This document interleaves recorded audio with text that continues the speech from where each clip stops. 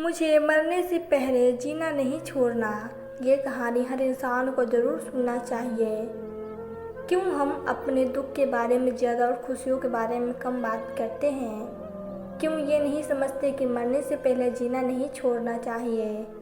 आसपास से चलते फिरते जहाँ भी देखो, दुनिया में दुखी और गमगीन चेहरे ज़्यादा दिखाई देंगे, पर बिना वजह हल्की सी मुस्कुराहट बिखेरता कोई शख्स कम ही दिखाई देता है। इन्हीं विचारों में खोई काव्या अपनी सीट पर बैठी अपना नंबर आने की प्रतीक्षा कर रही थी।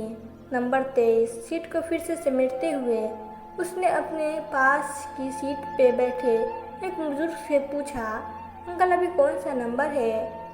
आपका नंबर कितना है? आपको बोरिंग नहीं लग रहा यहाँ एक जैसे पोज में बैठे बैठे? मुझे तो बहुत अजब हो रही है। काबा ने एक ही सांस में सवालों जवाबों और बातों की बौछार सी कर दी। बुजुर्ग ने उसकी तरफ उदासीनता से देखते हुए कड़े शब्दों में जवाब दिया, मुझे नहीं मालूम, उधर डॉक्टर के असिस्टेंट से पूछ लो। काबा बेचारी चुपचाप बैठ गई। वो पहली बार कैंसर रेडिएशन सेंटर में नहीं आई थी। नागपुर में उसका रेडिएशन शुरू हुआ था और उसके पति चाहते थे कि अच्छी से अच्छी जगह उसका इलाज हो, इसलिए इसी महीने वो दोनों मुंबई आए थे। यहाँ उन्हें रहने की कोई तकलीफ नहीं होनी थी। बेटी की इंजीनियरिंग की पढ़ाई के लिए एक फ्लैट पहले से ही लिया हुआ था। काबा को संतक कैंसर हुआ था, पर वो उन चंद विल्लों में थी जिसके चेहरे पर हमेशा खुशी मुस्कुराहट दिखती थी। जीवन जीने का उसका अंदाज ही निराला था। हर एक चीज़ को जानने की पहुँचो जैसी उत्सुकता थी। दिल खोलकर हंसना और बातें करना किसी भी पार्टी की जान हुआ करती थी। 20 मिनट से ज़्यादा चुप बैठ ही नहीं सकती वो।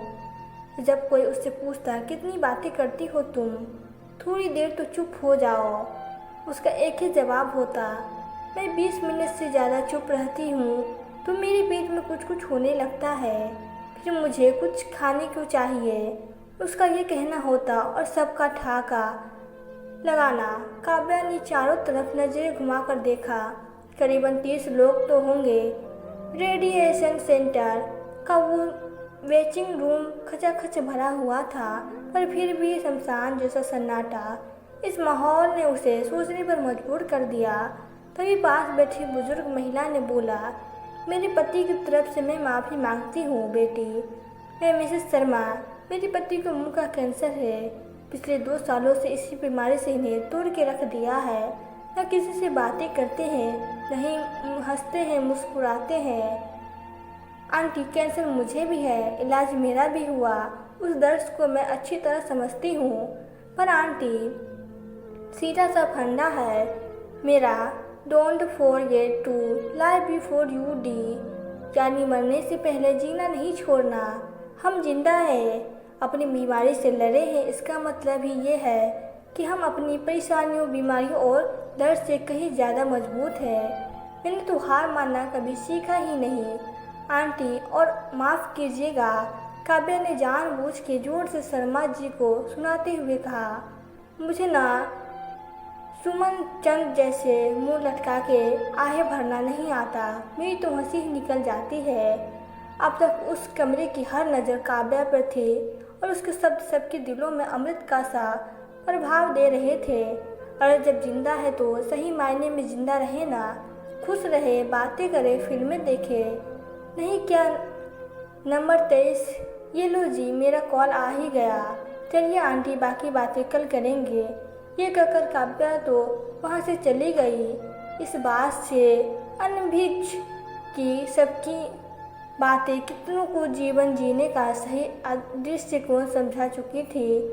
हर एक पर एक अमिट छाप छोड़ चुकी है। अगले दिन काव्या जैसी रेडिएशन सेंटर पहुंची, मिसेस शर्मा ने उसे इशारों से अपने पास बुलाया।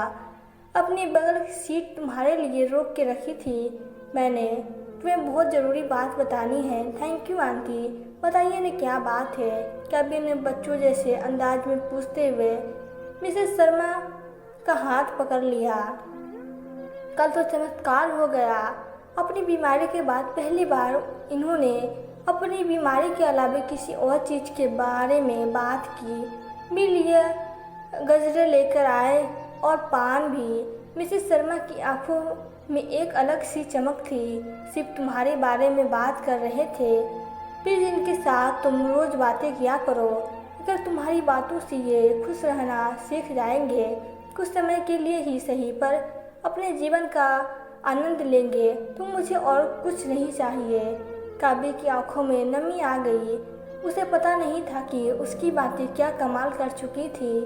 काव्या ने अपने अंदाज में ही जवाब दिया, अरे आंटी, नेकी और पूछ आपने तो मेरे मन की बात छीन ली। मैं तो जब भी चुप रहती हूँ तो मेरे पेट में कुछ होने लगता है, फिर मुझे कुछ खाने को चाहिए। ये कहकर वो जोर से हंसने लगी और तुरंत उसे ख्याल आया कि वो कहाँ बैठी है। नजरें उठाकर देखा तो हर एक चेहरे पर बड़ी सी मुस्कुराहट थी और शर्मा जी की हंसी तो रुक ही नहीं रही थी। कल आप सबके लिए नाश्ता बनाकर लेकर आऊँगी, काव्या ने कहा। क्यों बहन जी, आपका जन्मदिन है क्या? मेरा नहीं, आप सबकी हंसी का काव्या ने मुस्कुराते हुए ऐलान किया और फिर वो रेडिएंसर सेंटर एक उत्साह हॉल में बदल चुका था। दोस्तों, ये कहानी मैंने अपनी ही किसी परिचित के जीवन से प्रेरित होकर लिखी है। अगर पसंद आए तो बताइएगा ज़रूर। ऐसी कहानियाँ से कोई एक बूझा इंसान भी फिर से लिख जाए तो मैं समझूंगी इस कहानी का लिखना और पढ़ना सार्थक हो गया। मरने से पहले जीना नहीं छोड़ना। तो दोस्तों, आपको यह कहानी कैसी लगी? अगर कहानी अच्छी लगी हो तो वीडियो को लाइक करें और प्लीज़ चैनल को सब्सक्राइब करें। Thank you.